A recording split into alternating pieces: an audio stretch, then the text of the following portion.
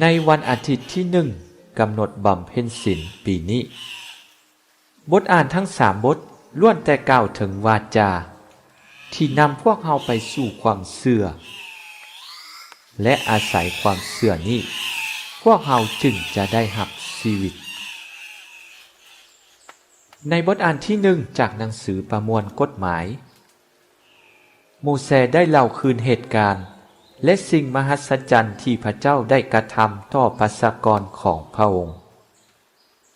บ่ว่าจะเป็นการเลือกเอาชนชาติอิสราเอลการทดสอบพวกเขาอยู่ประเทศอียิปต์และการปลดปล่อยพวกเขาออกจากการเป็นไขว่ทาสไปสู่เสรีภาพในแผ่นดินสัญญา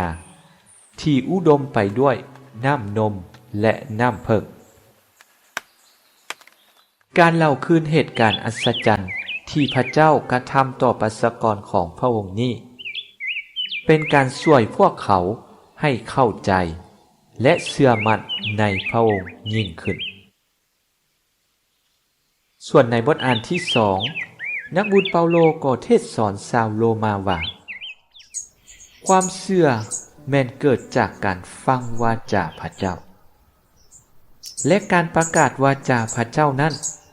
ทำให้ผู้ฟังได้รับความรอดด้วยเหตุนี้ถ้าผู้ใดฟังวาจาพระเจ้าและเชื่อในวาจานั้นบ่ว่าจะเป็นชาวเกร็กหรือชาวยิวก็จะได้รับความรอดส่วนในพระวรสารพระเยซูเจ้าได้ชนะการประจนหลอกลวงของผีปีศาจในที่เปลี่ยวด้วยอาศัยวาจาของพระองค์ฝ่ายผีปีศาจก็เอาวาจาพระเจ้ามาทดลองพระเยซูส่วนพระเยซูพระองค์เปรียบเหมือนโมเสสคนใหม่ที่ทำให้วาจาพระเจ้าเป็นจริงและมีชีวิตในตัวพระองค์ส่วนพวกเราผู้เป็นศิษย์พระเยซูเจ้าผู้เชื่อในพระองค์พวกเราได้รู้จักและฟังวาจาพระองค์บ่วาจาพระเจ้าได้เป็นชีวิตและบ่อนเพิงอิงสำหรับพวกเราบ่ในยามที่พวกเราถูกทดสอบถูกประจนหลอกลวงพวกเราได้นำวาจาพระเจ้า